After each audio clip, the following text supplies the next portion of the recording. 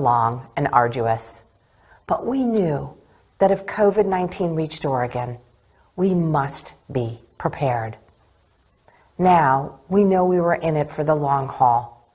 We were preparing to run a marathon.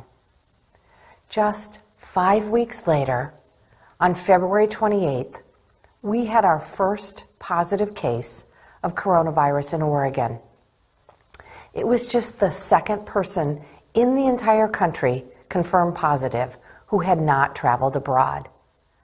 The starting shot had been fired into the air, and the long race had begun. For most of us, in a marathon, you're not racing against others. You are racing against yourself, against time, and pushing your own limits. You must constantly monitor your performance, adjust your pace, and keep your eyes on the finish line. The goal is not only to finish, but to finish strong. 3 weeks after our first positive case, I closed schools and issued Oregon's Stay Home, Save Lives order. Some folks said it was too rash. Others said it was too late. It was the first adjustment that we had to make in this race. We were falling off our pace. When I decided to close restaurants and entertainment venues, but keep construction and manufacturing open, some said this action was too much. Others said it was too little. But by April, we were back on track. We were even able to send ventilators to parts of the country that needed them more than Oregon. We were showing endurance early on in this marathon. We were ready to take the next cautious step. In May, we began reopening businesses, taking a county-by-county approach. Some said it was too cautious. Others thought it was too risky. We paced ourselves again, adjusting reopening guidelines and establishing the watch list for counties, constantly monitoring our performance and adjusting as we ran. At the end of May and into June, the untimely deaths of Black and brown neighbors from across the country inspired Oregonians to march in our streets with a long overdue clarion call for racial justice. Many of us were awakening to what has always been true. Our Black, Latinx, Pacific Islander, and other communities of color are disproportionately impacted by the crises that befall our nation. As the rest of the country saw a dangerous summer surge, we did too. But our curve was less severe. Oregonians were holding strong. The overwhelming majority were wearing masks and limiting gatherings. And then came September. Fires suddenly and furiously swept through our state. Our friends and neighbors lost their homes. Entire towns were wiped off the map, and smoke filled our skies for weeks. We lost 9 Oregonians. We lost more than 4,000 homes. More than 1.2 million acres burned. And just as we began to steady ourselves from the most devastating wildfires in Oregon's history, the pandemic's second wave hit us last fall. We had to take drastic measures again.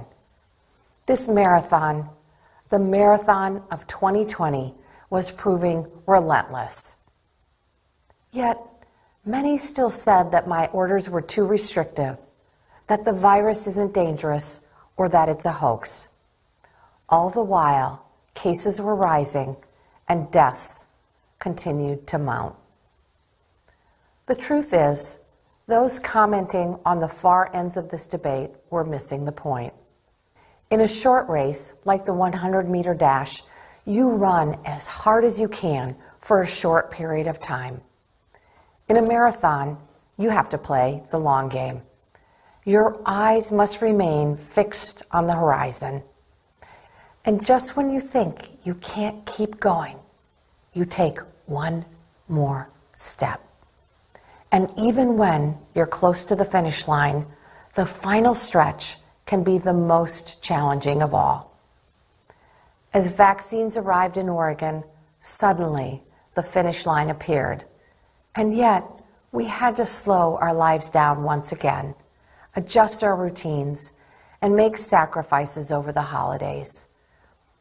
And while we saw record cases and a heartbreaking amount of deaths, Oregonians are still faring better than most of the country.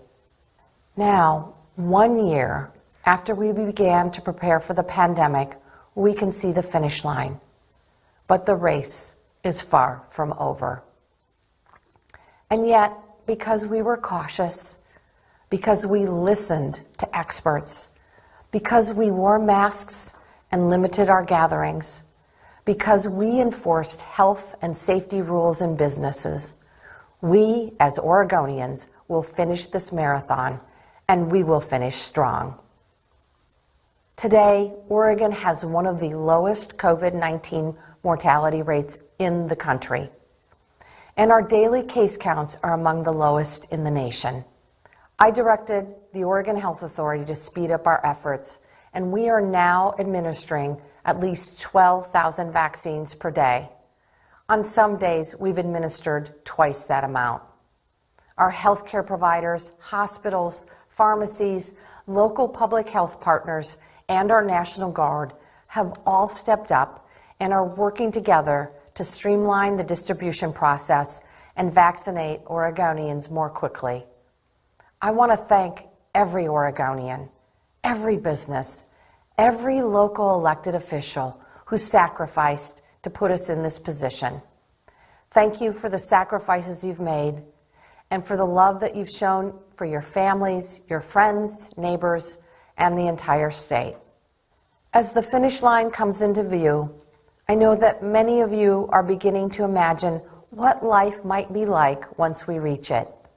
Yet, we must recognize that going back to the way things were will not move us forward. Every difficult turn of this past year has only proven this point, further exacerbating existing disparities for Oregon's Black, Indigenous, Latino, Latina, Latinx, Asian, Pacific Islander, Native American, and tribal communities. The first step to creating opportunity is recognizing that racism is endemic to our systems, impacting every part of our culture and our economy. I'm committed to ensuring that the world we build as we emerge from this last year is a more equitable one. We must build back better. As we move forward as a state, we must look back too, to take stock of the more than 1,600 Oregon lives that were lost in the pandemic.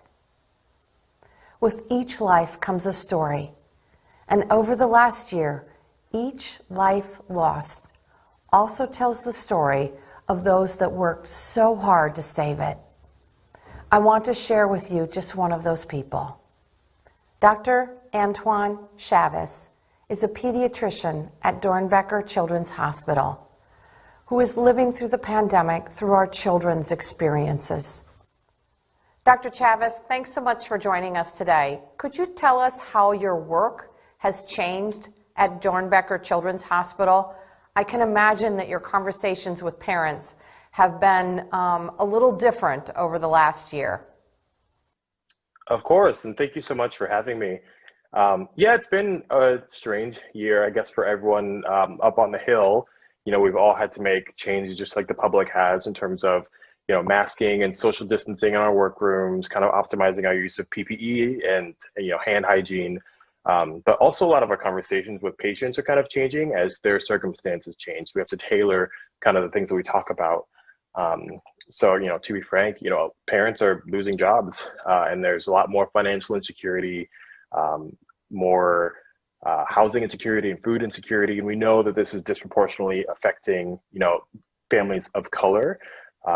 There has been a lot of challenges with distance learning for a lot of families. So we're providing more academic support than usual to try to kind of bridge the gap while we're waiting for for schools to reopen and dealing with, mental health crises as they arise. I mean, there's just a lot right now for families to be anxious about.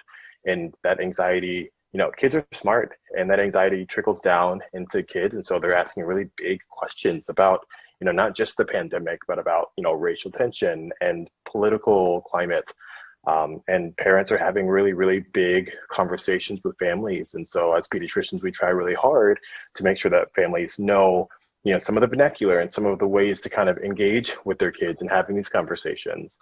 Really talking about this in the home is the difference between, an adverse childhood event and resilience.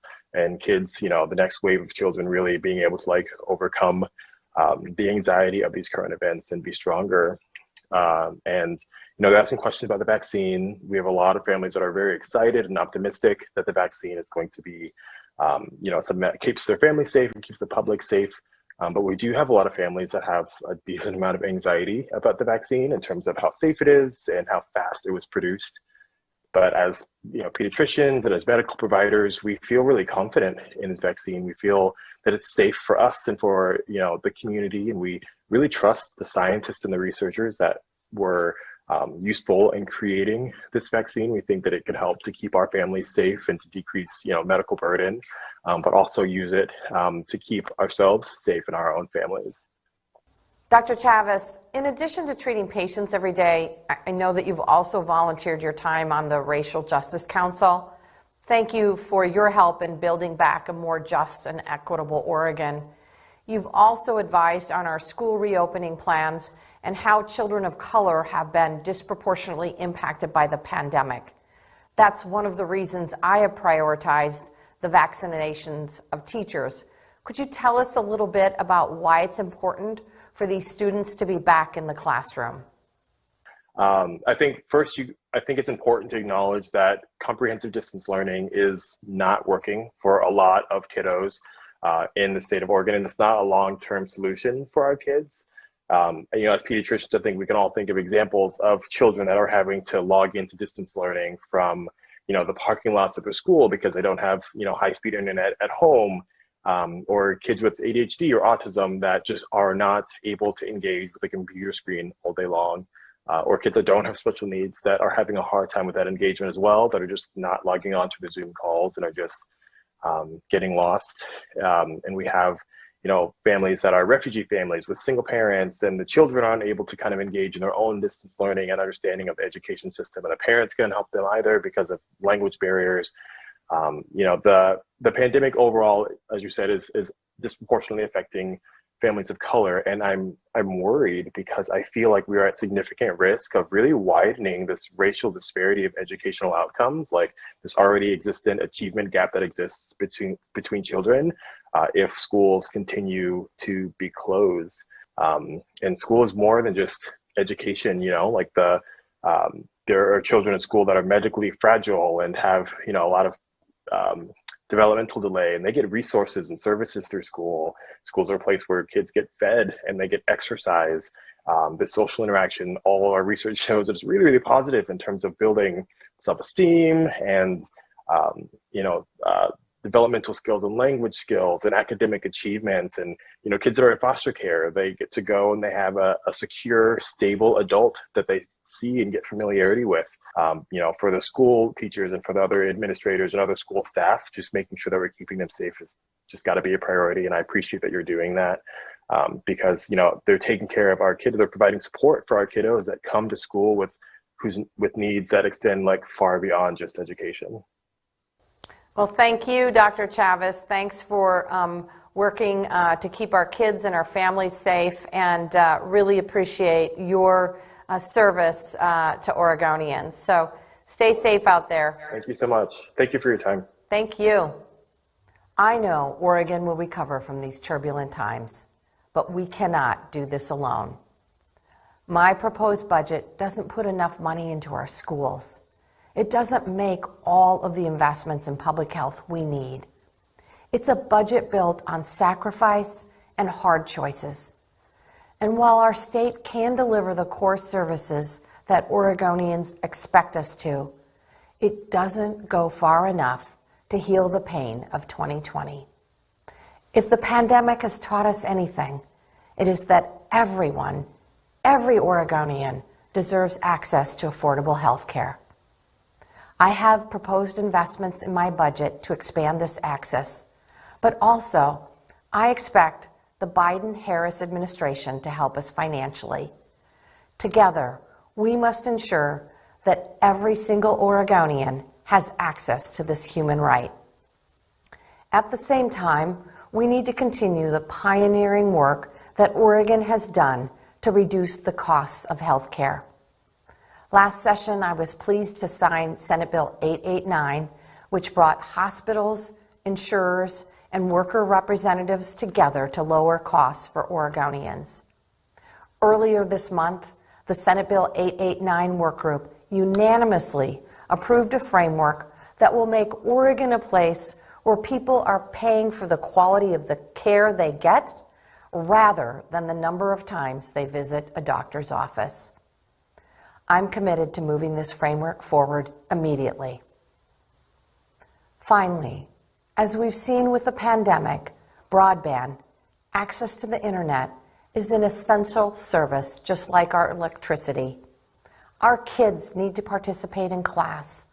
Our businesses need it to connect to customers, and our communities rely on it to provide services to their people. My budget invests over $100 million in broadband expansion statewide, with the focus on providing access to the communities that have been disproportionately impacted during the pandemic and ensuring every single school across Oregon is connected to the internet. This could be a bridge that helps Oregon mend the urban-rural divide. And the disparities in access aren't just a problem here, but across the entire country. The Biden-Harris administration can help unite this unnecessary division, especially in the West, by providing federal funding for broadband expansion. This year, the West was also disproportionately impacted by one of the consequences of climate change, wildfire. In a historic event, hot, dry winds brought on a wildfire emergency that our state has never seen before. None of us will ever forget the blood-red sky. We will never forget what it was like to see thousands of homes burn. We will never forget the lives lost. And we will never forget the sacrifices made by our firefighters, first responders, and emergency managers who saved lives and risked their own. During the wildfires, and even today, months later, I am ever more grateful for the acts of compassion and support I'm seeing in every single community across the state. Even in the darkest of times, Oregonians are stepping up to help one another in extraordinary ways. I want you to meet just one of these inspiring Oregonians, Chief Christina Rainbow Plews of the volunteer Upper Mackenzie Fire and Rescue Department. Many of you likely know of Chief Rainbow's heroism, protecting her community from fire, even while her own home burned. Chief Rainbow, please share your story with us about what happened the night of the fires.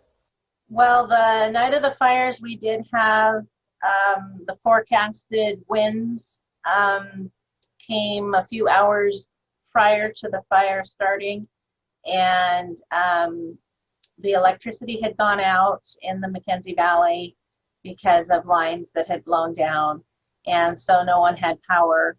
And it wasn't too long after the power went out that we were tapped out for a small brush fire at milepost 47.5 on the Mackenzie Highway. In the drive up to respond to the fire, I got a lot of radio traffic from the first responders on scene that things were moving quickly. The fire was spreading rapidly. So they had started the evacuation process as I arrived on scene. An hour or less, we had multiple agencies responding from all over the county, as well as law enforcement, because evacuations had begun. It was pretty clear that we were not going to be able to stop the fire with the resources we had. And the winds continued to present challenges because trees were starting to blow across the road, and the fire was moving faster than we could actually drive our fire trucks. I was still very sure that my house was going to be fine because it was so far down the river, and I knew that there were more resources coming, and I just really didn't worry that much about my house for several days until I found out that it was gone. And then it was just it really hit home how far and how big, how widespread the disaster was. It had traveled 20 miles in just a little bit of time. And my house had not withstood the fire, and neither had my son's home. So I was unable to get anything out. My family got our pets, got some of our belongings, and packed those things up. And I feel lucky that we were able to get the things that we could. I know a lot of the folks in Blue River didn't have enough time to even grab anything other than shoes and maybe the pets, because the fire was in Blue River before we even knew how far it had gone, and it was moving so quickly with that wind. That night, I was very grateful for the people surrounding me, both on my volunteer departments, all the folks that responded. Many of them, it was their first brush fire. To fight your first brush fire and have it be a fire of that magnitude is pretty amazing. But I was really grateful that night for all the support. It was really a night to remember. Oh my gosh, Chief Rainbow, I am so moved by your story. Thank you for your service, and thank you for everything that you continue to do to help Oregonians. I understand that the community has stepped up in ways both little and small to help one another. Could you tell us a little bit about the Tool Lending Library? There have been a lot of grassroots efforts to help each other, and the Tool Lending Library is a great example of that. It's just built on the honor system. Most folks lost everything, not just their homes, but the tools they would need to rebuild that. And so everyone's coming together.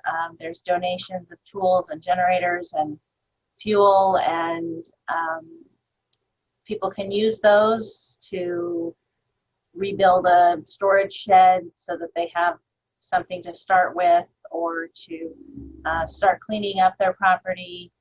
Things as simple as shovels and rakes that folks may not have any longer because everything burned.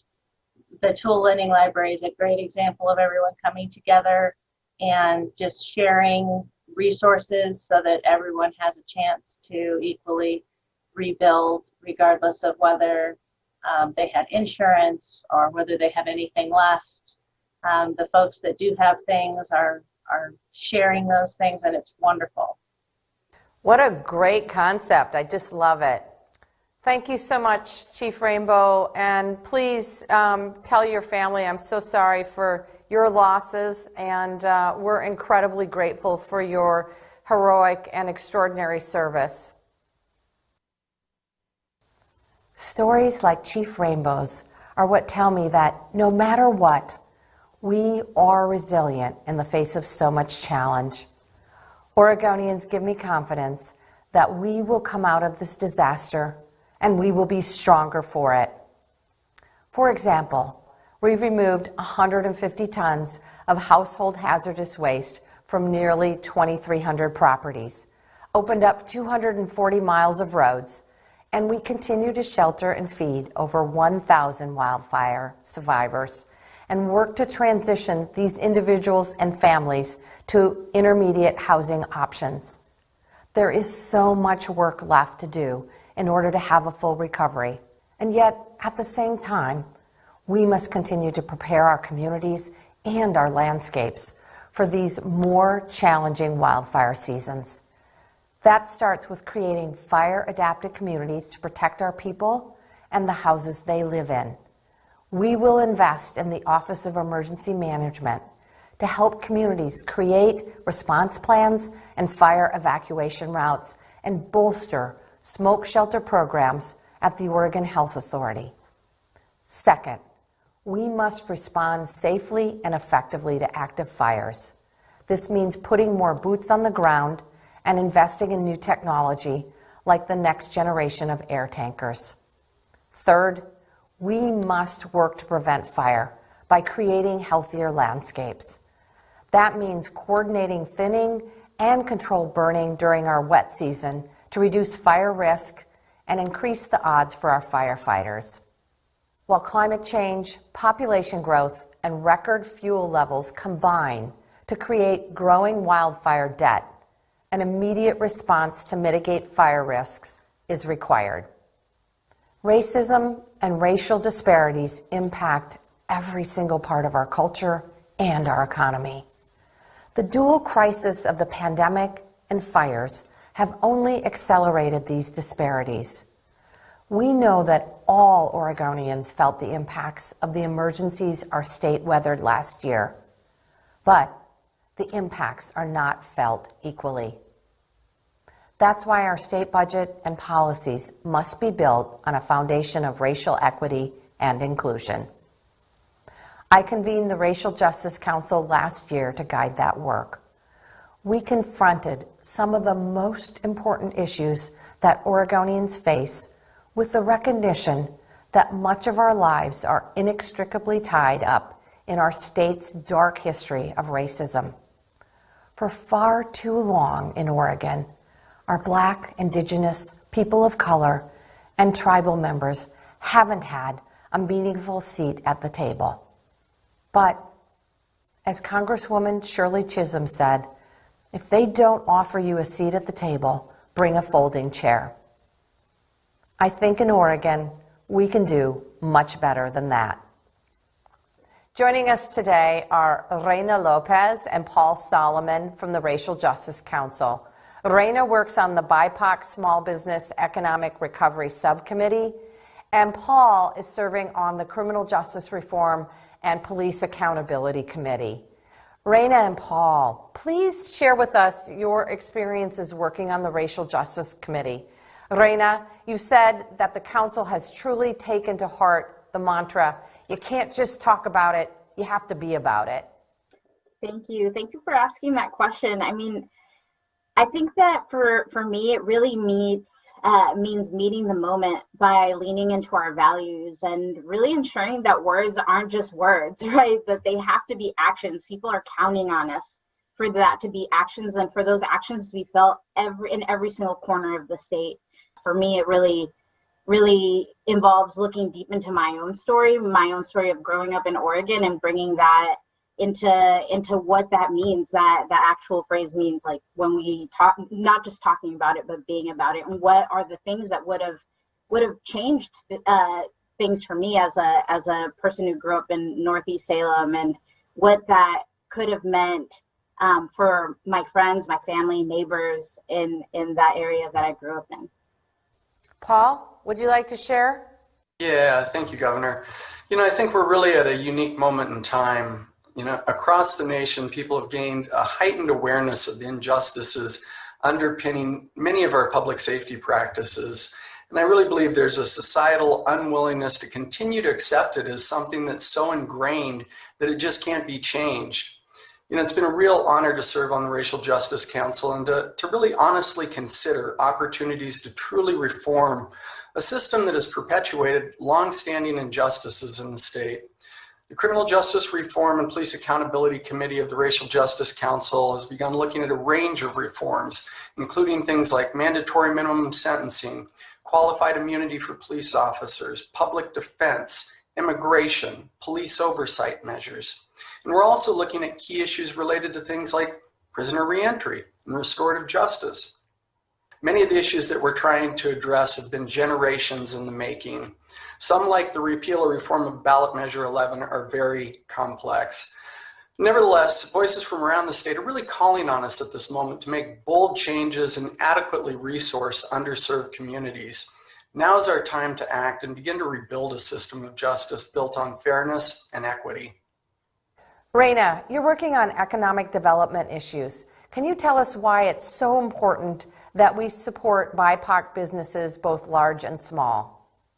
Thank you for that question, and I'm glad that somebody's asking it, and I'm glad the Racial Justice Council is asking that question, because I think that especially this year when we heard about PPP loans, I think that that's one of the times that we started to really go back into community and say, so is this working for you? And has this type of financial relief worked for you in the past? And have you had access to these things in the past? And unfortunately, what we heard was time and time again was no, it didn't work for us. We didn't get it. And frankly, I think that the moment really called for listening. It called for courage. It called for unity. And it really called for us to bring our full selves into the conversation. I would say that the data points were devastating, but the stories on the ground were even more so, especially because we saw wildfires this year that really affected people all across the state, with COVID, with all of the things that were already pulling our communities down. And I work for an organization that actually serves farm worker communities. So we started off the conversation with a worker lens, and then we were starting to see that the effects were affecting the whole family. And that's how we started to get into the small business conversations with folks, all the little businesses on Front Street in Woodburn, Oregon, that all of those businesses are owned by Latinx, Mexican immigrant, Guatemalan immigrant, folks that opened up their little stores in the community and lost income. We know that a lot of these businesses, not only are they the store owner, but they're also the store worker, and the whole family chips in to make sure that that family is sustained. And I think that just hearing those stories were really a big impetus to being a part of the Economic Development Committee for me. And I think that one thing that we're really excited about moving forward is making sure that people have access to capital, access to being a part of getting a fair shot at COVID contracts, and making sure that people from all across the state get an opportunity to really advance their lives economically. But we know that has ripple effects on the entire community. So it's been a real honor and privilege to get to sit beside some of these businesses that are paving the way and being trailblazers. But also it's really exciting to get to bring in this other perspective that is also taking into account workers and the whole family and the whole community. And that is something that I think is really different, and it's going to create something that I think is really tangible for people. Thank you, Raina. Paul, you're really working on services for those who are released from custody. Could you tell us why this work is so important and what we as Oregonians can do to improve the lives of those reentering and being released from custody? Yeah, thank you for that question, Governor. I think in order for us to talk about reentry, we need to provide a little context as to the conditions under which people are releasing. First, we need to understand the grand scope of the problem. 1 out of 3 people in the United States today has a criminal history. Our criminal justice system has cast a very wide net. And one of the things that we know is almost every single person we lock up is going to be released. Over 95% of the people we incarcerate return to the communities that they came from. Every year here in Oregon, approximately 6,000 people are released from prison. And what we know about these folks is far too many of them release homeless and indigent. Through my years at Sponsors, I've seen many ways that people struggle when they're released, and I've witnessed the ways that a safe, supportive environment can literally be the determining factor in whether someone makes it on the outside. I keep doing what I do because I see the difference our work is making, and I believe in the people we serve. They deserve an opportunity to truly re-enter society when their sentence ends, and we're working to give them that. It's been proven that housing is the single most important predictor of a person's successful reentry. Yet people with incarceration histories are 10 times more likely to be homeless. There are simply not enough housing options available to them. As sponsors, we partnered with Homes for Good, Lane County's Housing Authority, and Lane County Parole and Probation to provide permanent supportive housing to homeless individuals releasing from prison. Just 2 years into the project, we've served more than 115 individuals, and a phenomenal 91% of them are still stably housed and have not become re-engaged in the criminal justice system. And while these outcomes are really incredible, the philosophy behind the project is really quite simple. If people have a safe, affordable home and support in maintaining housing stability, they have the opportunity to not just survive, but to actually thrive. We believe in them, and that helps them to believe in themselves. And this is just one project, and we're just one organization. We need to develop more affordable housing options that are accessible to people with conviction histories. A criminal history shouldn't be a lifelong barrier. Unfortunately, the common practice of conducting criminal background checks often makes it impossible for people to move on with their lives. Conversely, when we work alongside people to help them reclaim their lives, they become contributing community members who pay taxes and support their families. And I firmly believe that after a person completes their sentence, their past shouldn't define their future. Raina, Paul, thank you so much for your time. Keep up the great work. Really appreciate your service and commitment to creating a more just and equitable Oregon. Our state's and our nation's long history of racist policies won't be deconstructed in one budget cycle. Every step matters. So across my budget, I've found ways to make over $280 million in investments prioritized by the Racial Justice Council. This budget begins the process of recognizing and undoing systemic racism in Oregon. But my fellow Oregonians, I have to be honest with you. This is only the beginning. We are going to have to deploy every resource, every tool, and every creative idea to make progress towards reversing the stain racism has left on our state. And it starts with education. That's why my vision is, and always will remain, creating a seamless system of education from cradle to career. I've invested more than $10 billion in K-12 schools and early childhood education, including investments that prioritize career and technical education, access to wraparound services such as nutritional support, and building an anti-racist curriculum that is honest about the past.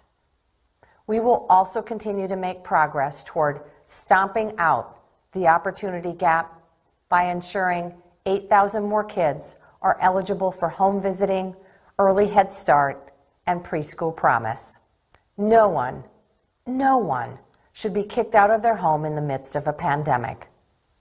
In Oregon, it was a team effort by the legislature and my administration to ensure that this did not happen. Thanks to Speaker Kotek and President Courtney for their leadership. And late in the year, Congress finally passed an extension of the evictions moratorium and financial assistance for renters and homeowners struggling to make payments. This is only a drop in the bucket.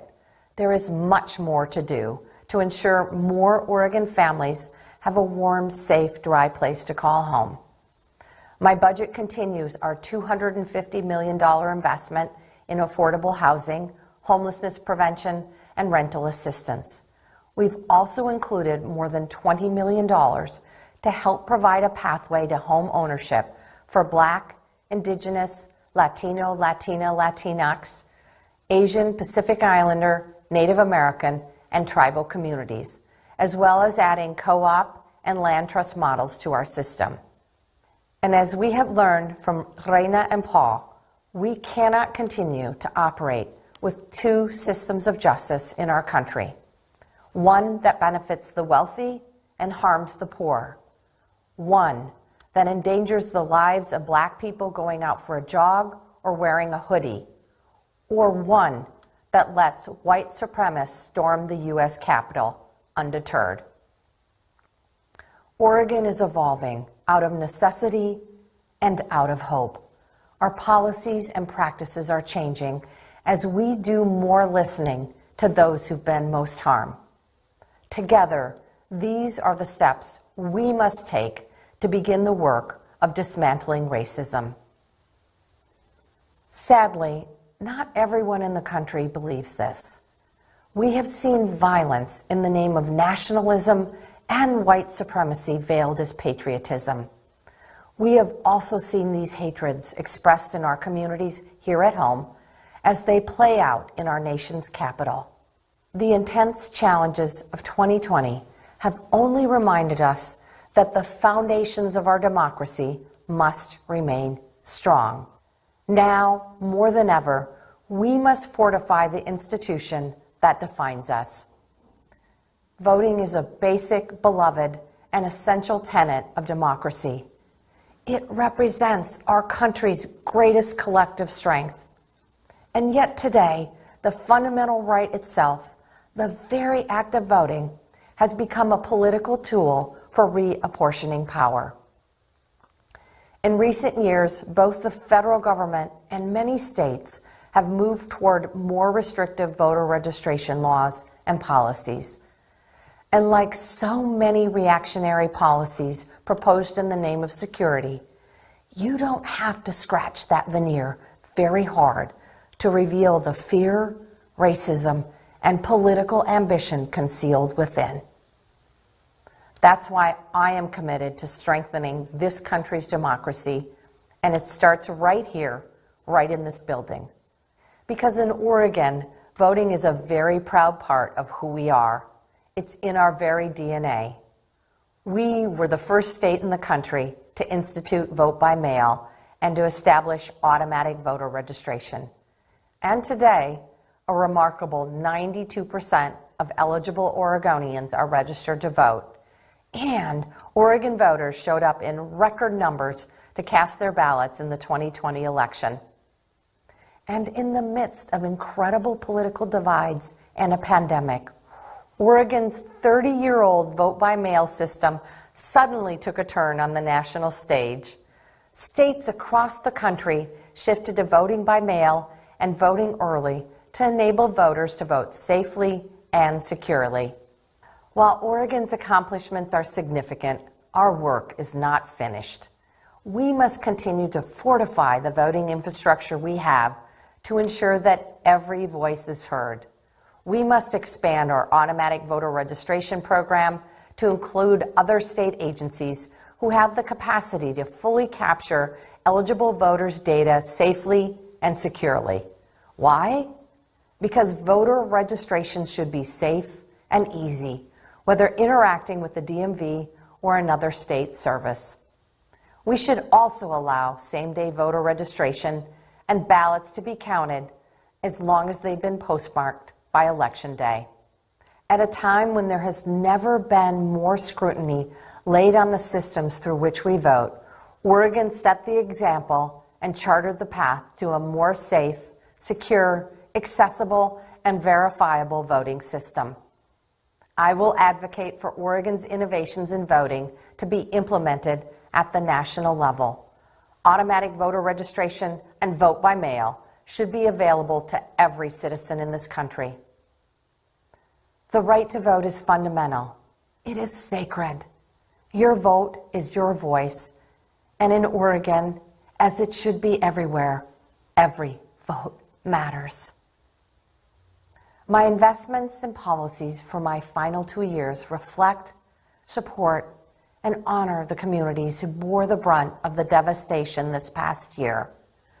These are the very same communities that make Oregon the place we all love.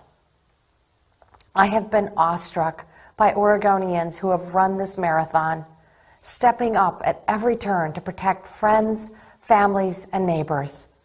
The undaunted and compassionate spirit of our state has truly shined. I end this conversation full of hope, with the finish line in sight and our eyes on the horizon. We have been through a lot together this year, and through it all, we have endured. We have kept pace and lifted each other up, because we are determined to rise, rebuild, and reinvent a more just and equitable Oregon. Thank you.